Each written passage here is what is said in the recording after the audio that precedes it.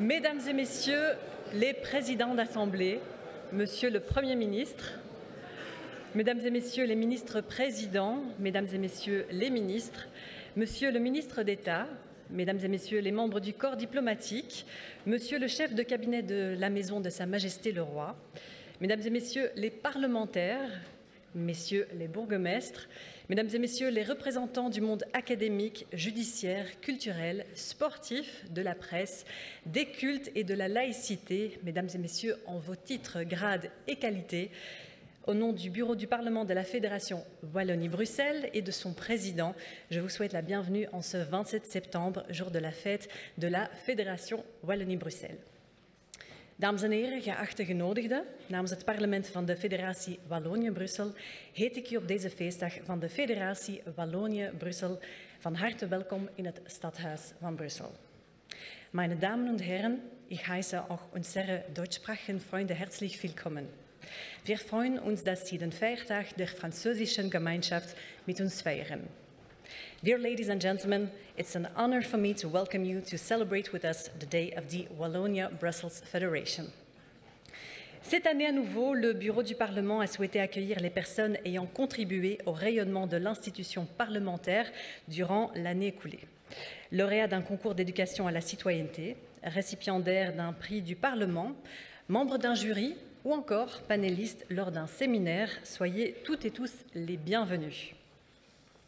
Grâce à la retransmission en direct sur les réseaux sociaux ainsi que sur la télévision locale, c'est ensemble que nous célébrons la fête du 27 septembre à l'unité des francophones de Belgique. À vous tous qui nous suivez à distance, soyez donc également les bienvenus. J'ai enfin l'honneur et le privilège de saluer les membres de la délégation de l'Assemblée nationale de Côte d'Ivoire, marquant par leur présence la qualité des liens qui unissent les deux parlements. Mesdames et Messieurs, Messieurs Philippe Claus, bourgmestre de la ville de Bruxelles, François Belot, vice-président du Parlement de la Fédération Wallonie-Bruxelles et Pierre-Yves Geolet, ministre-président du gouvernement de la Fédération Wallonie-Bruxelles, interviendront successivement durant la cérémonie. Les prises de parole alterneront avec des respirations musicales proposées par la chanteuse Mentissa, auteure, compositrice et interprète belge, artiste incontournable de la scène musicale francophone. Mesdames et Messieurs, que le bourgmestre et le collège échevinal de la ville de Bruxelles soient chaleureusement remerciés pour leur accueil en ce lieu prestigieux et symbolique qu'est l'Hôtel de Ville de Bruxelles, capitale de la Fédération et siège de nombreuses institutions. J'invite à présent Philippe Claus, Monsieur Philippe Claus, bourgmestre de la ville de Bruxelles, à nous rejoindre.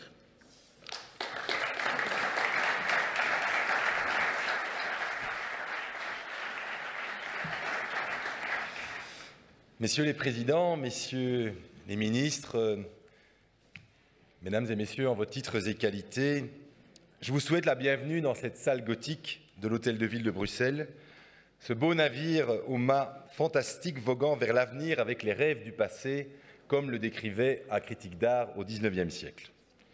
Le passé, c'est bien sûr la solidarité entre Bruxellois et Wallons, forgée dans les combats des journées révolutionnaires de septembre 1830, dont nous célébrons traditionnellement la mémoire pérenne ce 27 septembre. L'avenir, qui se construit dès maintenant, s'est ancré résolument dans notre Fédération Wallonie-Bruxelles au sein de l'Organisation internationale de la francophonie, qui est un acteur majeur de la mondialisation.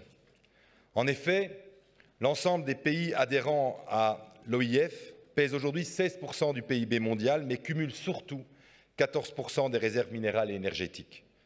Cet espace linguistique, qui est donc aussi une ère d'opportunités économiques, se densifie. Elle se densifie démographiquement, puisqu'on prévoit 700 millions de locuteurs francophones à l'horizon 2050 contre 321 millions aujourd'hui, c'est-à-dire plus du double. Réalité culturelle vivante, la francophonie forme en même temps une réalité géopolitique qui permet de fondre les expériences historiques différentes en une communauté internationale de destin solidaire. Cette solidarité avec le monde, nous la mettons résolument en œuvre à l'échelle bruxelloise, car notre statut nous impose un devoir d'exemplarité. Nous avons ainsi, depuis presque 20 ans, un partenariat avec la capitale de la République démocratique du Congo, Kinshasa, par ailleurs plus grande ville francophone du monde, Et nous y développons un renforcement des services d'état civil, la formation d'agents administratifs et la digitalisation d'archives. Capitale bilingue de la Belgique, Bruxelles est surtout une ville cosmopolite et polyglotte, par son statut de capitale de l'Union européenne et comme carrefour des migrations. On parle plus de 104 langues à Bruxelles. Autrefois, un Bruxellois pouvait être néerlandophone, francophone ou bilingue, il n'était pas moins d'abord un Bruxellois. L'internationalisation de la ville et le cosmopolitisme des habitants rendent un peu plus obsolète l'ancien clivage linguistique. Les rues et les places de nos quartiers résonnent de langues utilisées aux quatre coins du monde. Le français s'y parle avec l'accent du Congo, du Maroc, de Bretagne, de Roumanie, de Guinée ou de Wallonie. Il entretient de ce fait un dialogue stimulant avec les autres langues pratiquées à Bruxelles.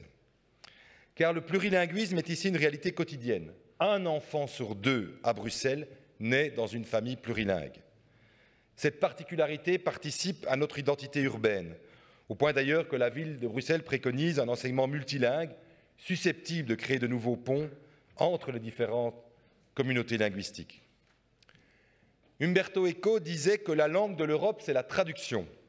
À cet égard, le français est chez nous une langue de passage, de transmission. La francophonie œuvre au décloisonnement du monde. Elle décentre aussi les approches des questions économiques, sociales ou environnementales. Un avantage appréciable s'agissant des grands défis contemporains qui ne connaissent pas les frontières, comme les effets du changement climatique, la transition énergétique, la croissance durable, les menaces guerrières ou le respect des droits humains.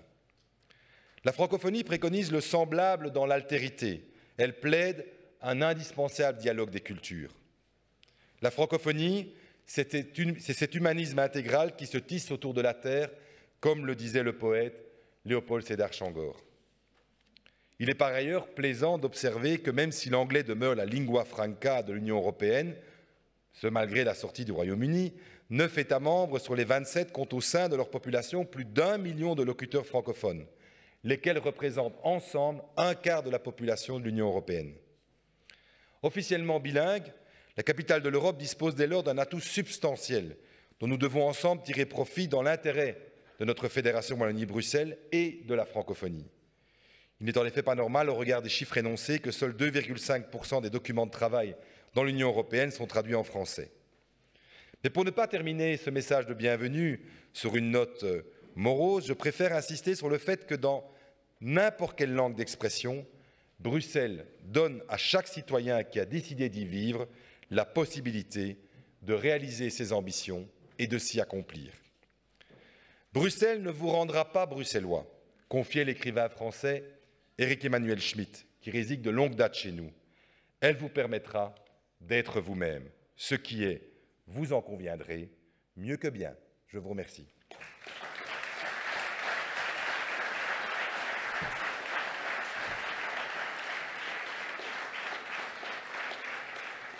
Merci, Monsieur le bourgmestre.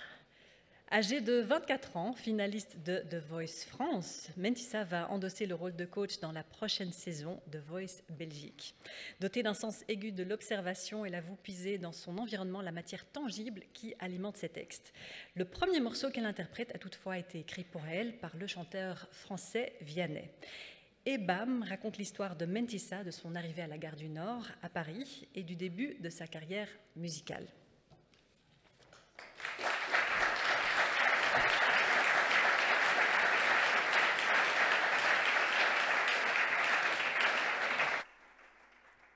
Bonjour.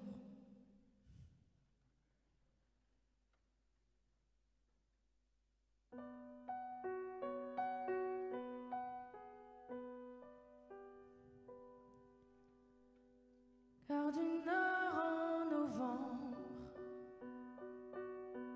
les cheveux en pagaille, comme une boule au ventre qui me tend, qui me tord, et Paris qui s'étale. Tout à coup me voilà, les jambes fébriles. Qu'elle est grande pour moi, cette scène imposante où tout devient fragile. Et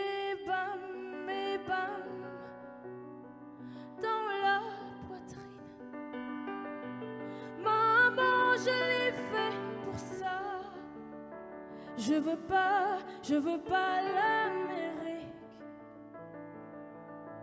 Je veux ce cœur qui bat et bam sur la musique. Maman, je l'ai fait pour toi. Je veux pas l'Amérique. Envoler mon enfance, mais jamais rien n'efface les rêves ou la violence.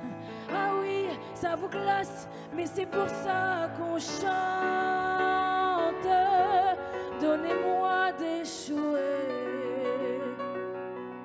et que vienne la pluie. On ne m'ôtera jamais que j'ai déjà gagné de nouveaux amis. Et bam, dans la poitrine. Maman, je l'ai fait pour ça. Je veux pas l'Amérique. Je veux ce cœur qui bat et bam sur la musique. Maman, je l'ai fait pour toi. Je veux pas l'Amérique. Et plus fort que ma voix,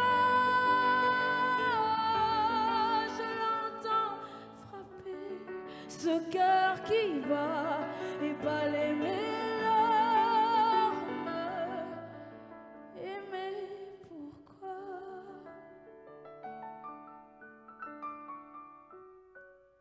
Et bam, dans la poitrine. Maman, je l'ai fait pour ça. Je veux pas l'Amérique. Je veux ce cœur qui bat et bam sur la musique. Messieurs, mesdames, voilà. Je veux pas l'Amérique. Je veux ce cœur qui bat.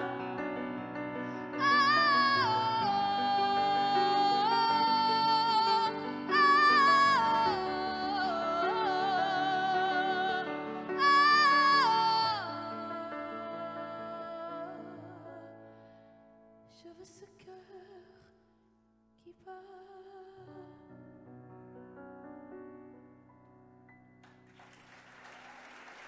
Merci beaucoup.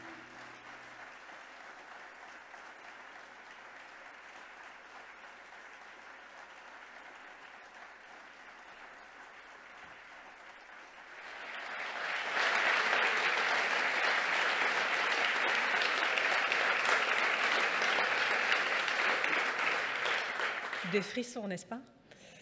Visionnons maintenant une vidéo qui nous émerge au cœur des missions du Parlement et de ses actions de ses membres durant l'année écoulée, depuis le travail législatif jusqu'à son ouverture au public, en passant par son action sur la scène internationale ou la reconnaissance de réalisations exceptionnelles dans le domaine de la démocratie, du sport féminin ou encore des arts. Vivons ensemble pendant quelques instants l'intensité de la vie du Parlement.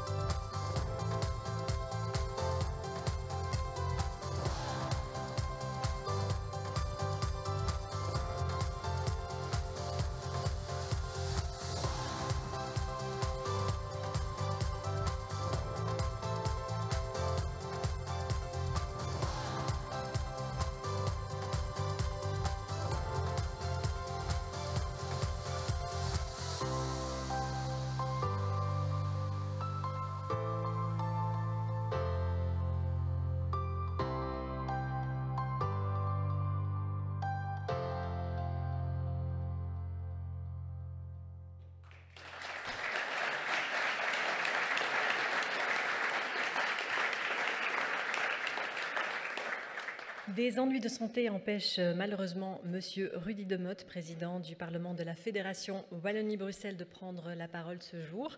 Nous lui présentons nos vœux de prompt rétablissement et accueillons Monsieur François Belot, vice-président du Parlement de la Fédération Wallonie-Bruxelles.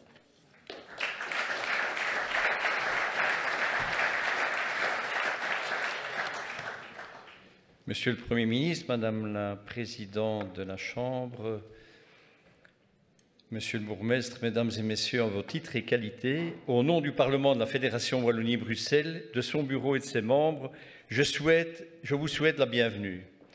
Permettez-moi tout d'abord de saluer la présence parmi nous d'une délégation parlementaire de Côte d'Ivoire emmenée par le député Monsieur Ben Abdoulaye Maïté. Nos amis de la Côte d'Ivoire nous ont fait le plaisir de participer aux festivités organisées par la délégation Wallonie-Bruxelles à Paris. Ils prolongent ainsi leur visite à Bruxelles pour participer aux réunions de travail organisées dans le cadre de l'entente interparlementaire conclue entre nos deux assemblées en 2017. Merci de les saluer chaleureusement.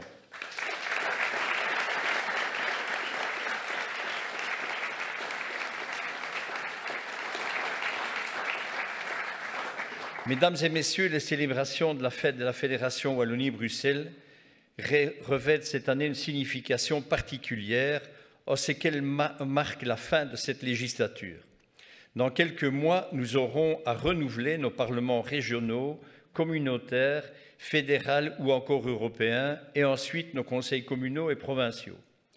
En ce jour de fête et à l'approche de cette échéance, nous devons nous rappeler l'importance de la participation démocratique, un des fondements de nos sociétés libres et ouvertes. Les parlements demeurent, plus que tout autre, le lieu d'expression de la démocratie, de la négociation des normes et du contrôle des exécutifs. La représentation démocratique est, quant à elle, l'indépassable condition de leur légitimité à travailler pour le bien-être de toutes et tous. Aussi, alors que nous voyons le taux de participation aux élections s'affaiblir dans de nombreux pays européens, mais pas seulement, que les chimères des mouvements extrémistes de tous bords, dont religieux, font progressivement, insidieusement leur lit avec pour véhicules et chambres d'écho les médias sociaux. Il est plus que jamais crucial de porter le message que les parlements demeurent des bastions de la démocratie et des garde-fous indispensables contre toute dérive autoritaire. Il est tout aussi décisif et peut-être même d'autant plus à l'ère du digital, d'offrir à nos jeunes et moins jeunes des outils nécessaires pour lutter contre les dogmes, les préjugés et les fausses informations. Notre Parlement a pleinement conscience des dangers qui guettent. Ainsi, à titre d'exemple, encore récemment, lorsque ses membres et l'institution ont subi des pressions lors du vote sur le décret Evras, au cours d'une rentrée chahutée par des contre-vérités qui circulaient sur les réseaux. Dans un contexte dans lequel des mouvements centrifuges interrogent la légitimité de la représentation des citoyens par l'élection et remettent en question des piliers de la démocratie, nous ne devons pas nous laisser convaincre que la démocratie et ses valeurs, que la citoyenneté avec ses droits et ses devoirs sont des utopies. Préférons à la place parler d'idéal. L'idéal d'une société fédérée autour d'un projet commun, celui du vivre ensemble. Mais un idéal qui se confronte au réel et donc capable d'évoluer au service de la cohésion sociale. Certes, dans une société de plus en plus polarisée et hétérogène, les intérêts individuels tendent à prendre le pas sur les intérêts collectifs, renforcés en cela par les réseaux sociaux et surtout par les expressions qu'ils véhiculent, ce qui fragilise le sentiment d'appartenance à une communauté de citoyens et de citoyennes et dans le même temps affaiblit la construction d'un projet collectif. Unifier, c'est nouer même les diversités particulières, non les affecter pour un ordre vain, disait Saint-Exupéry, pour qui la société doit prendre la mesure des divergences, des divisions et des fractures qui la traversent pour les affronter et y répondre. La Fédération Wallonie-Bruxelles joue un rôle déterminant en ce qu'elle assure le lien indéfectible entre les francophones de Wallonie et de Bruxelles. Elle est donc par essence fédératrice et porteuse d'un projet inclusif au profit des francophones du pays. À travers les compétences qui sont les siennes, elle œuvre sans conteste à l'inclusion et la promotion de toutes les formes de diversité. Le travail de notre Parlement, ses débats et discussions soulignent cette volonté. Que ce soit dans les domaines de la culture, du sport, de l'audiovisuel, de l'enfance et de la jeunesse, notre fédération offre des espaces où toutes les identités culturelles peuvent s'épanouir sur des valeurs communes et neutres et où la diversité des voix ainsi que des perspectives est respectée. De plus, notre pierre angulaire, qu'est l'éducation, joue un rôle fondamental dans cette mission, avec pour objectif d'offrir à toutes et tous une éducation de qualité, sans distinction d'origine ethnique, religieuse, culturelle ou sociale. Nous le savons, l'école est également déterminante dans l'apprentissage de l'ouverture d'esprit des jeunes à l'ensemble de la société. Elle est aussi un outil majeur de cohésion sociale entre les futurs adultes que sont les élèves. À ce titre, le Bureau du Parlement porte également une attention particulière à la jeunesse sur qui nous fondons nos espoirs pour la démocratie de demain. Ouvrir nos parlements aux jeunes, comme vous l'avez vu sur cette vidéo, les familiariser avec le fondement de nos institutions est essentiel pour éveiller leur désir de citoyenneté. Notre Parlement, comme beaucoup d'autres, a pris conscience de sa valeur ajoutée comme acteur d'éducation à la citoyenneté aux côtés de l'école et bien entendu des familles. Il organise ainsi tout au long des sessions de multiples activités pédagogiques destinées à semer les graines de l'engagement chez les jeunes, comme en atteste la vidéo qui a été présentée il y a quelques minutes. De telles actions sont essentielles, car la démocratie n'est jamais donnée. On ne naît pas libre, mais on le devient par l'éducation et l'exercice de la raison critique. On le reste dans la mesure où on assume la primauté de la liberté politique et de la responsabilité de sa défense. Mesdames et messieurs, les défis actuels génèrent de nouvelles exigences en matière de gouvernance mondiale, des chaînes de dangereux contre-pouvoirs politiques, économiques, sociaux, mais aussi numériques. Notre entrée dans une nouvelle ère technologique dont les conséquences sont de loin encore insoupçonnées doit dès lors à présent nous mobiliser. Nous savons que la recherche dans nos universités et les écoles supérieures et dans l'industrie sont source de progrès technologiques capables de répondre aux défis alimentaires, sociaux, sanitaires, économiques et environnementaux.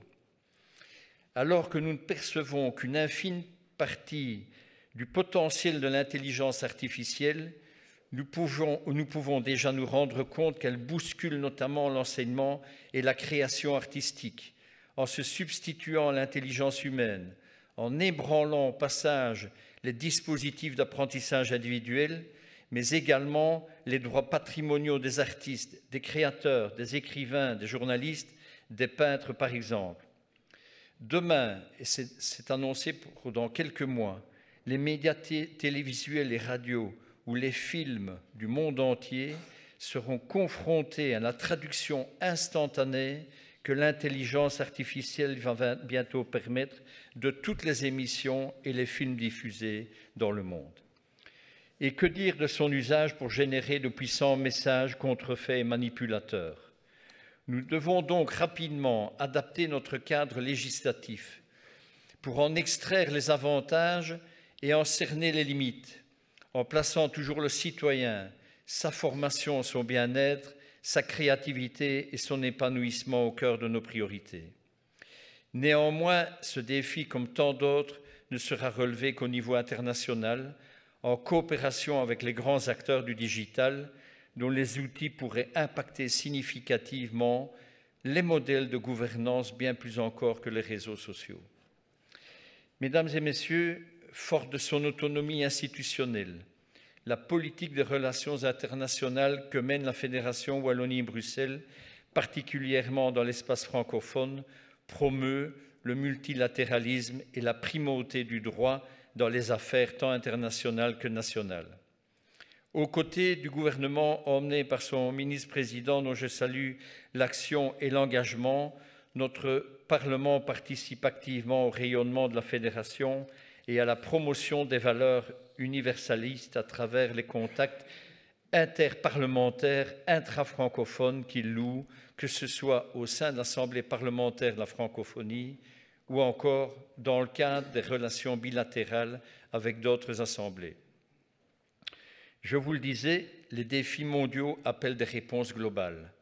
La diplomatie des assemblées favorise nettement le dialogue interculturel, les échanges directs, la compréhension des traditions et des cultures et le discernement de sujets mondiaux complexes. Autant de raisons fondamentales pour lesquelles nous ne renoncerons pas à notre engagement et à notre investissement sur la scène internationale et particulièrement dans l'espace francophone.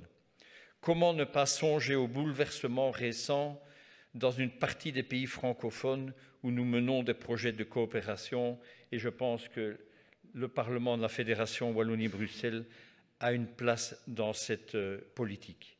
Il est de notre devoir de renforcer nos relations internationales pour chercher à protéger l'humanité du pire. Il est de notre devoir de participer aux actions visant à empêcher les crimes d'agression, les guerres. Notre mission commune est de défendre la dignité intrinsèque et l'émancipation pour tous les êtres humains et d'agir pour préserver la planète que nous partageons. Chacune et chacun, nous détenons une parcelle de cette responsabilité. Bonne fête à toutes et à tous les francophones de Wallonie, de Bruxelles et d'ailleurs. Je vous remercie.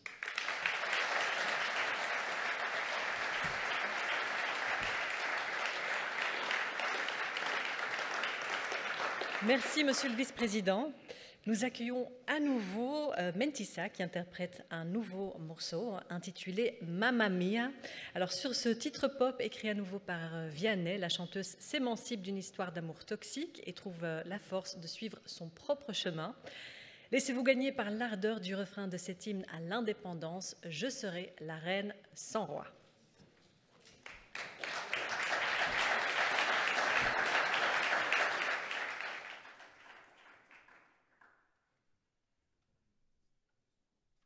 Reine sans roi, on aime bien le roi quand même.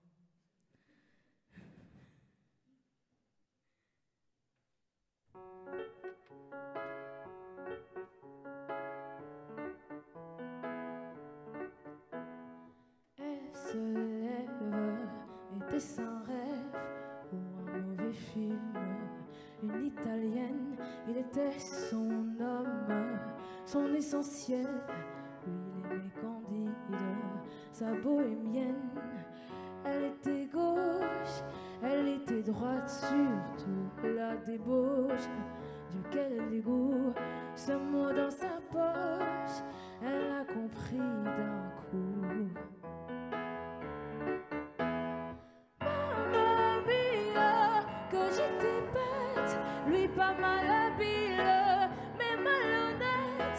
Mamma mia, que j'étais bête, et me voilà libre. Je serai la reine sans roi. Je serai la reine sans roi. Et peu m'importe toi, ah, ah, et peu m'importe toi. Ah, ah. Elle s'habille, 2 ans défilent, mais était-elle aveugle ou bien débile? Est-ce que chaque homme est un animal? Est-ce qu'après tout c'était pas seul? Elle pense encore quand elle s'endort. Elle était gauche, elle était droite, surtout que c'est moche quand tout à coup, mamma mia, que j'étais bête, lui pas mal habile, mais malhonnête. Mamma mia, que j'étais bête, et me voilà libre. Je serai la reine sans roi, ah, ah. Je serai la reine sans roi, ah, ah. Et peu m'importe toi, et peu m'importe toi, ah, ah. chaque homme est un animal. Est-ce qu'après tout c'était pas si mal? J'empile des questions tellement banales. Le problème, je me demande si c'est moi qu'on prenne la coque qui pourra. Je vais tout brûler, même ta maison, pauvre de toi.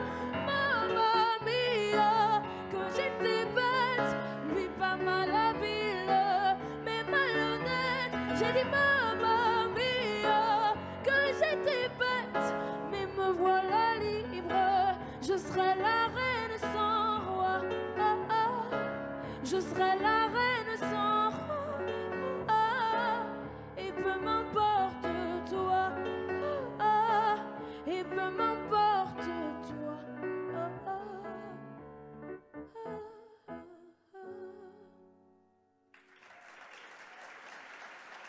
Merci.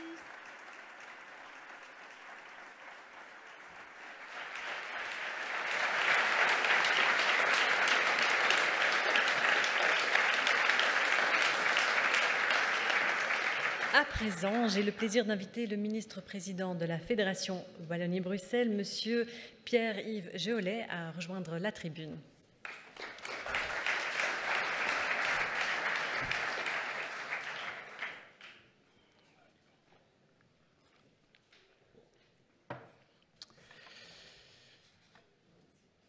Monsieur le Président du Parlement de la Fédération Wallonie-Bruxelles, Monsieur le Vice-président, Monsieur le Bourgmestre, Mesdames, Messieurs les ministres, chers collègues parlementaires et mandataires publics, chers amis, en vos titres et qualités. Vous me permettrez de commencer par saluer les représentants du gouvernement fédéral, dont le Premier ministre, merci Alexander pour ta présence, saluer la présence de mes collègues ministres-présidents, mais aussi des ministres des gouvernements régionaux et aussi du gouvernement de la communauté germanophone. Les membres de mon gouvernement et moi-même, nous vous remercions, tant pour la qualité de nos relations que pour la compréhension mutuelle qui ont prévalu durant l'actuelle législature et plus particulièrement pendant la crise sanitaire. À quelques mois des prochaines élections, à l'heure où l'on commence à dresser des bilans, ces collaborations doivent, à mon sens, être épinglées. Elles m'ont en tout cas été précieuses. Chers amis, l'année politique qui s'ouvre devant nous fera date dans l'histoire de notre pays. Ce seront en effet deux événements essentiels qui vont mobiliser nos institutions, requérir l'énergie de chaque mandataire public et en appeler à l'engagement de tous nos concitoyens. Deux événements de nature différente, mais qui ne sont pas étrangers l'un à l'autre. Premièrement, la population belge va être appelée à élire ses représentants à chacun de nos niveaux de pouvoir. Ceci au terme de 5 ou 6 années d'une législature hors norme, du fait des crises successives que jamais nous ne pensions pouvoir connaître. Deuxièmement, alors que l'invasion de l'Ukraine par la Russie a ramené les affres de la guerre aux frontières de l'Europe, avec tout ce que cela signifie en termes de sécurité des populations et des territoires européens, en termes de niveau d'engagement militaire, notamment au sein de l'OTAN, et en termes de garantie d'approvisionnement énergétique, céréalier ou autre. La Belgique aura la mission de présider l'Union européenne entre janvier et juin 2024. Deux enjeux distincts, mais essentiels. Deux moments démocratiques clés. En ce sens, à la différence des extrémistes et des autocrates de tout poil qui se targuent de savoir tout et de pouvoir faire n'importe quoi, la vertu première des démocrates est de continuer à travailler dans le respect de la Constitution et des lois fondamentales qui régissent notre démocratie. Nous le faisons peu importe le nombre d'éléments à prendre en compte, qu'ils soient économiques, budgétaires, juridiques, sociétaux, humains ou encore climatiques, tous d'une complexité croissante. La complexité, voilà bien une réalité qui s'impose à tous les démocrates, à toutes celles et ceux qui ont aujourd'hui l'ambition et la volonté de participer avec probité à toute gestion publique. La complexité est de tous les instants et de tous les dossiers. La complexité participe souvent à garantir la gouvernance et le contrôle des décisions à prendre. Elle permet aussi d'aboutir à des consensus, constituant ainsi de bons équilibres au regard de la multitude des intérêts à prendre en considération. Mais la complexité peut aussi, parfois, ralentir ce qui gagnerait à être plus rapide, paralyser ce qui devrait être réformé, et pire, donner aux populistes de tous bords, l'argument fallacieux pour qualifier d'armée d'incapables l'ensemble des mandataires de bonne volonté et respectueux de l'état de droit. Prenons pour exemple les décisions à prendre pour répondre à la crise climatique. Il n'y a en effet rien de plus actuel ni de plus pressant. L'interpénétration des enjeux et des éléments à prendre en considération est colossale. Quel est le sujet? Quel est le dossier qui ne soit pas concerné d'une façon ou d'une autre par les conséquences du dérèglement climatique de la planète? Tous les secteurs de la sphère publique étant concernés par le défi climatique, il en résulte que chaque responsable politique est appelé à coopérer en fonction des compétences et des responsabilités qui sont les siennes. C'est à la fois indispensable, mais cela peut aussi donner soit l'image de la confusion, soit celle de décisions trop éparses et ne constituant pas le fruit d'une stratégie globale à la hauteur des enjeux. C'est d'ailleurs en cela que réside une qualité propre à la démocratie, une qualité que l'on oublie le plus souvent de nommer, mais qui, selon moi, mérite de se situer au même rang que l'égalité des droits et le respect des libertés individuelles, à savoir la capacité de débattre pacifiquement, de faire valoir les points de vue, de confronter les idées et de décider ensemble du meilleur chemin à prendre dans l'intérêt du plus grand nombre. Mesdames, Messieurs, durant l'année 2024, notre engagement pour l'Europe et notre engagement pour la démocratie seront confrontés à des défis majeurs. L'Europe tout d'abord, elle dont les institutions siègent au cœur de notre capitale et dont les décisions ont souvent des conséquences au cœur de nos vies.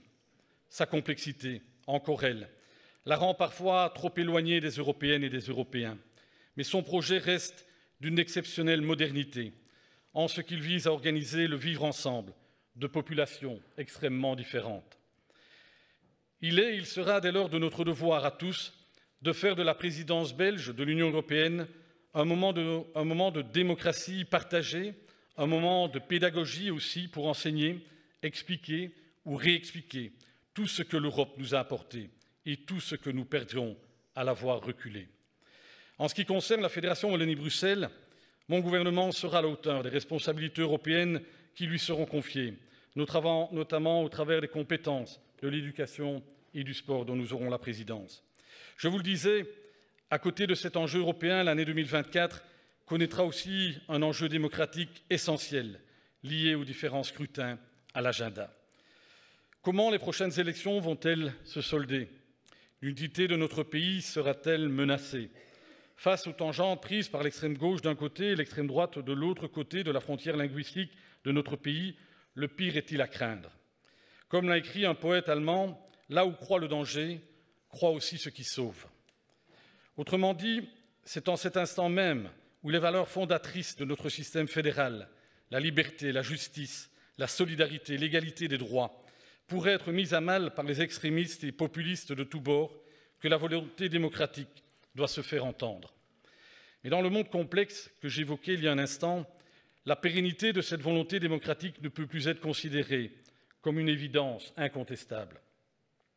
Nous allons dès lors devoir convaincre que notre modèle fédéral reste porteur, convaincre que notre pays est encore en capacité de continuer à se réformer, convaincre qu'un projet collectif peut être mis en œuvre malgré des lignes partisanes de plus en plus nombreuses et parfois naturellement ou artificiellement éloignées.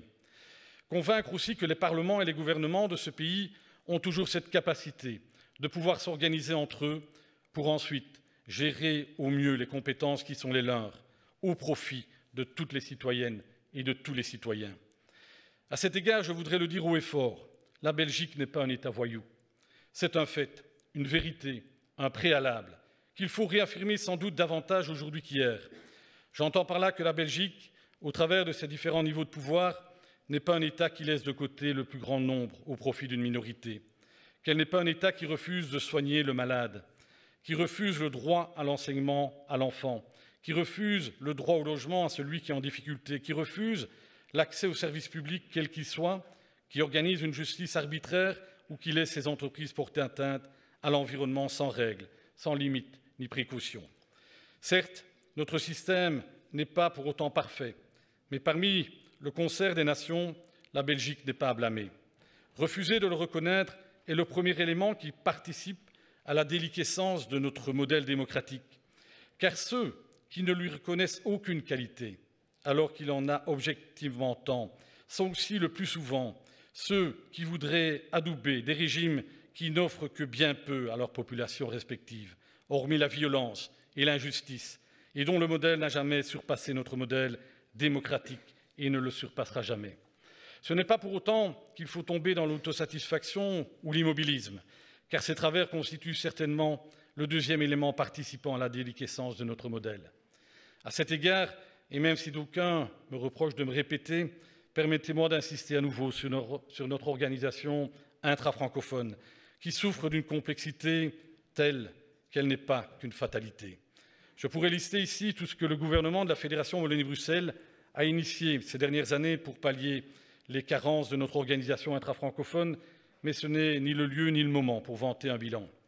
Par contre, à quelques mois des prochaines élections, à l'heure où les programmes se travaillent au sein des partis, où l'on réfléchit déjà au contenu des prochaines déclarations de politique régionale et communautaire, qu'il me soit permis à nouveau d'affirmer que notre espace intra-francophone doit être réformé et simplifié, car son manque d'efficience peut nuire à la qualité des politiques que nous pouvons mettre en œuvre et donc nuire à l'adhésion démocratique. Il ne s'agit pas d'appeler à une énième grande réforme de l'État dont la population ne veut pas. Il ne s'agit pas d'appeler à supprimer des institutions pour au final en créer de nouvelles. Il s'agit de mieux s'organiser au départ de ce qui existe. Que l'on évoque la formation professionnelle et l'enseignement en alternance, l'accueil de la petite enfance ou encore le sport, l'éclatement des compétences nuit à l'édifiance de leur gestion. Les usagers n'ont que faire de nos tracas institutionnels. Ils veulent des résultats, des décisions, de la rapidité, de la flexibilité dans l'adaptation des offres aux besoins. Ils veulent un état contemporain de l'émergence de l'intelligence artificielle, là où souvent nos processus décisionnels offrent un rendement plus comparable à celui d'un Commodore 64. Les travaux actuellement menés sur la réforme de l'enseignement qualifiant, de l'alternance et de la formation professionnelle ont permis à mes yeux de mettre en lumière le mal qui nous ronge depuis trop souvent, à savoir celui d'un certain conservatisme institutionnel qui frappe tous les niveaux de notre organisation. Le gouvernement défend sa feuille de politique générale, le ministre défend son département, le fonctionnaire dirigeant son administration, le fonctionnaire son règlement, et quand chacun est appelé à travailler à une meilleure organisation, le premier réflexe collectif est trop souvent celui de défendre l'existant. Mais à force de travail et de persévérance, dans un dossier comme celui que je viens d'évoquer, la confiance s'est nouée et la machine à penser, la réforme a pu être, je l'espère, durablement activée. Et je remercie mes collègues présidents des régions. Alors aujourd'hui, j'en appelle à la démultiplication de nos efforts et de nos volontés pour créer la confiance nécessaire partout où une réforme apparaît s'imposer. Mesdames, Messieurs, tel un cheval de Troie, la trop grande complexité de nos institutions et du monde dans lequel nous vivons pourrait causer à notre société de grands préjudices si elle est utilisée sournoisement par les ennemis de la démocratie pour porter atteinte à nos valeurs constitutionnelles et à nos institutions. L'Europe, ce merveilleux outil de paix et de justice que j'évoquais en début de mon intervention, sorti des ruines de notre continent après la Deuxième Guerre mondiale, traverse un moment risqué de son histoire. Semblable à de mauvaises herbes, les nationalismes reprennent racine sur des terres peu habituées encore aux vertus de la démocratie. Les populismes, les radicalismes, les communautarismes, les extrémismes se démultiplient en se renforçant les uns les autres.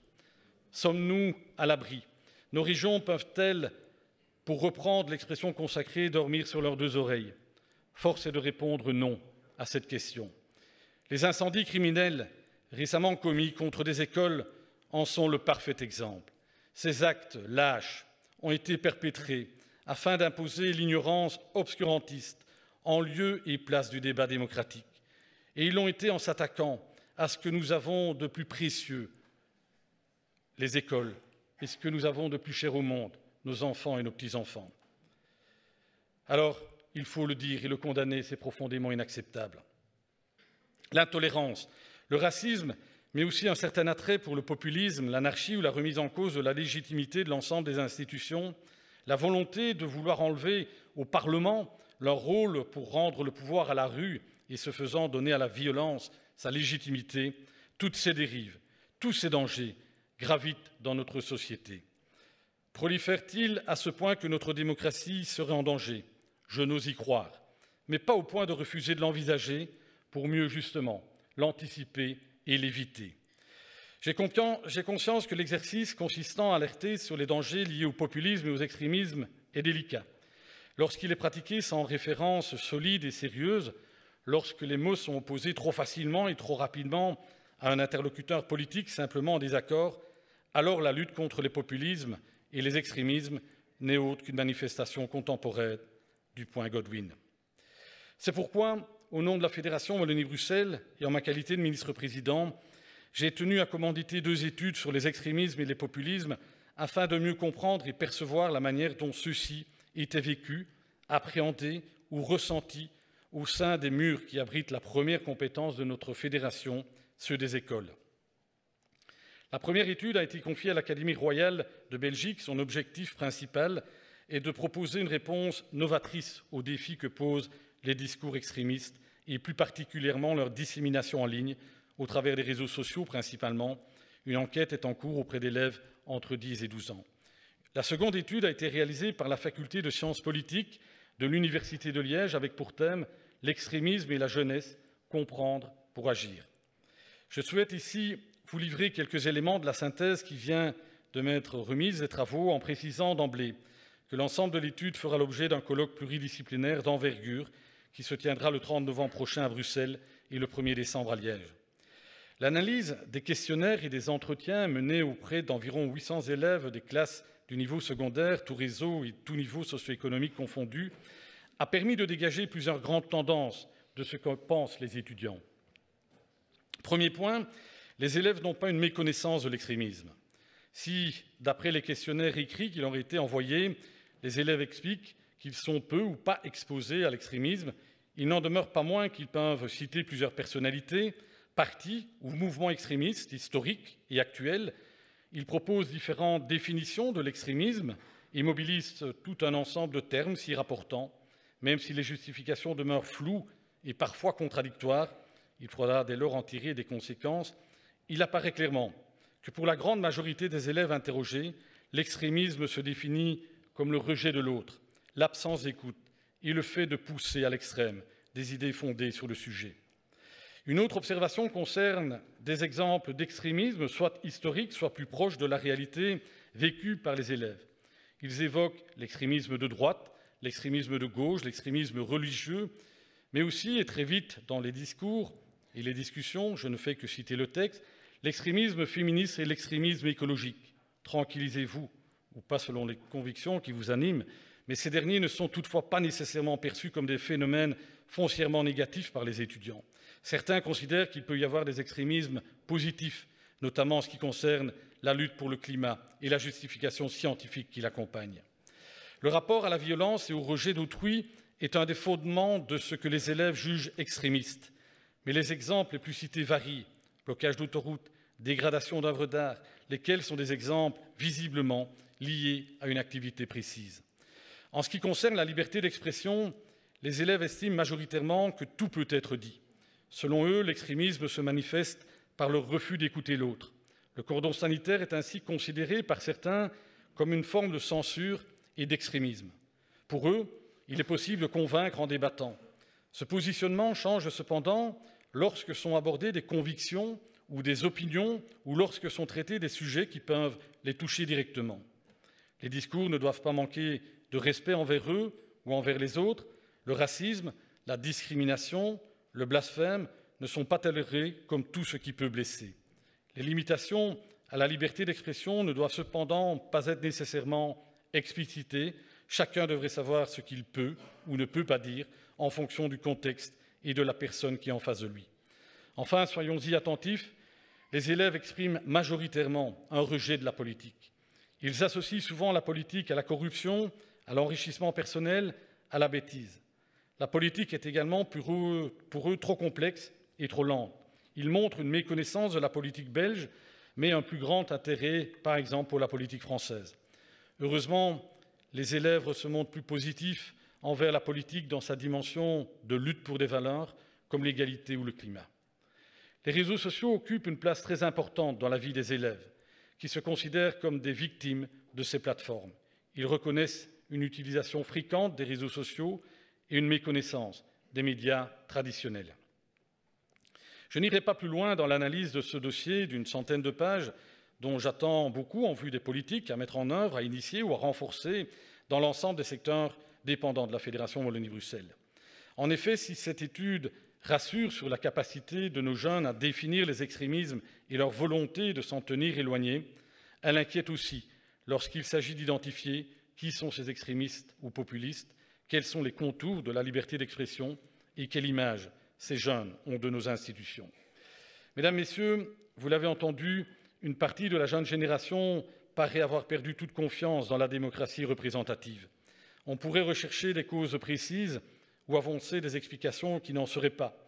On peut refuser le constat ou considérer tout simplement que l'on n'est pas soi-même concerné. On pourrait également regretter que tant de combats courageux aient été menés au cours de l'histoire afin de faire émerger des droits politiques comme le suffrage universel, et tout cela pour en arriver à ce constat. Tout se passe comme si la notion de bien commun, cette attention à la vie commune qui nous rassemble, cet attachement aux valeurs fondatrices du vivre ensemble, ce refus de l'égoïsme et du repli n'était plus identifié à la sphère du politique. Comment comprendre et surtout comment surmonter cette défiance, ce découragement, ce rejet qui se sont implantés au fil du temps au cœur des démocraties, malgré un haut taux de protection sociale, malgré un haut niveau de scolarité, malgré un haut degré de sécurité comparativement à la situation vécue dans d'autres régions du monde. Alors, il ne s'agit pas de stigmatiser les personnes qui doutent, à commencer par les jeunes, ni de rejeter la pierre à nos concitoyens confrontés aux contraintes de la vie quotidienne. Mais il est urgent de prendre la pleine mesure de ce qu'implique ce processus, cette mécanique de défiance et de désengagement. Car il y a là une sorte d'engrenage souterrain, dont une des conséquences est de devenir une proie facile, une proie idéale pour les idéologues extrêmes, que celles-ci soient de gauche ou de droite. Eu égard au rôle qui est le nôtre, aux missions qui nous ont été confiées, aux engagements que nous avons pris, céder à la tentation de baisser les bras équivaudrait à un abandon de poste, équivaudrait à une faute. De cela, il ne peut pas en être question. Restaurer la confiance exige que plusieurs conditions soient remplies. À cet égard, l'honnêteté du politique est une condition sine qua non. Il en est une autre, cette obligation de résultat.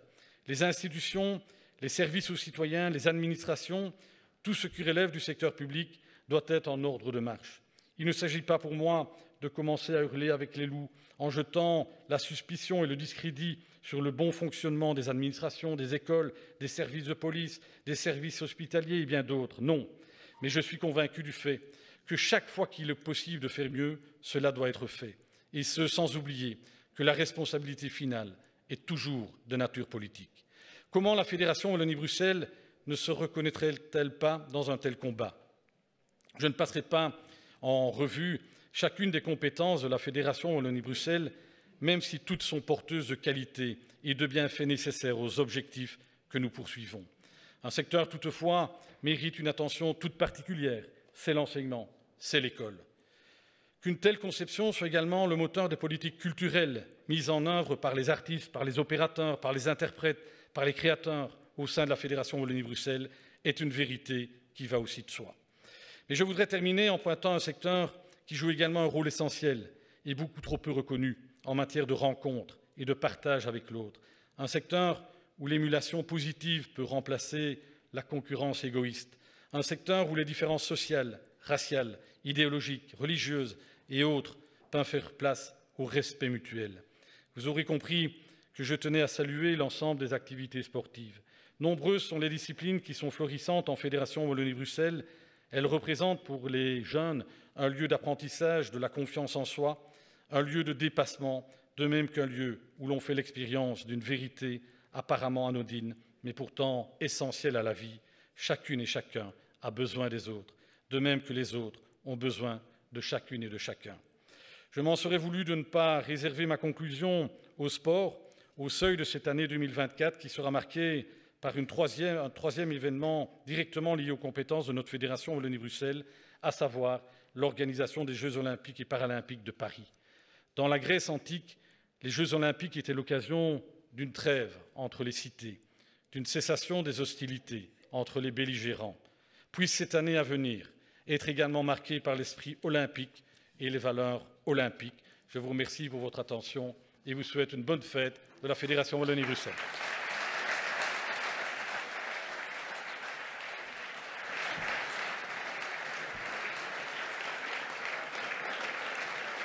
Merci, Monsieur le Ministre-Président.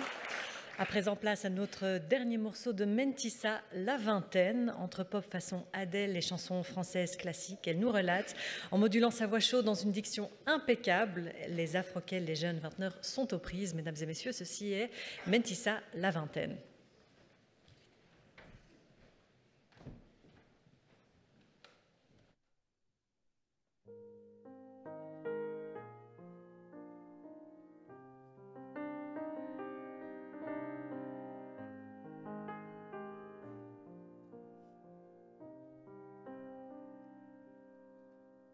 Comment on s'écrit quand on a la vingtaine?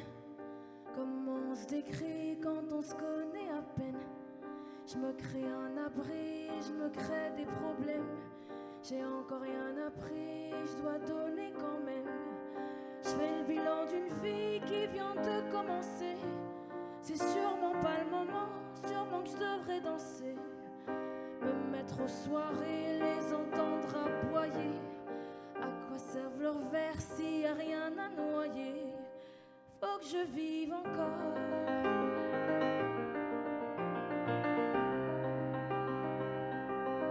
Faut que je vive encore.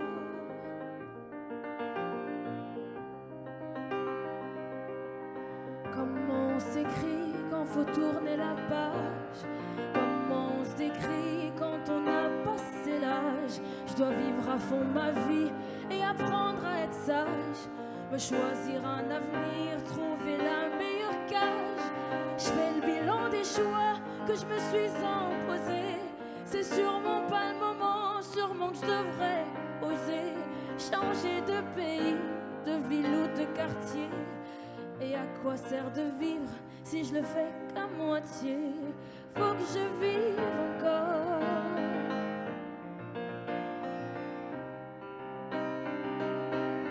Faut que je vive encore.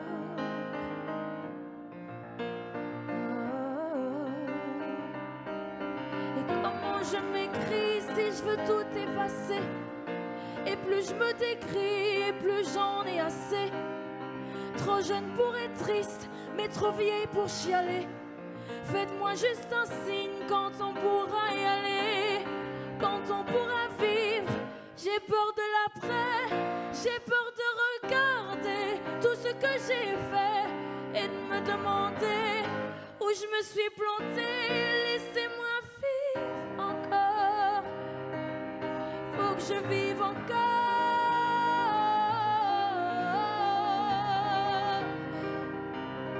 Faut que je vive encore.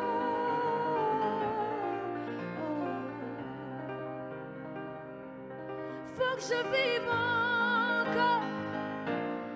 Faut que je vive encore.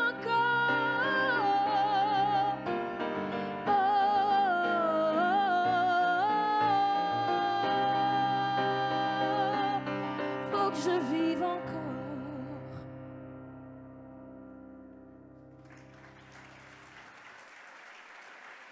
Merci beaucoup. Et merci à Nicolas.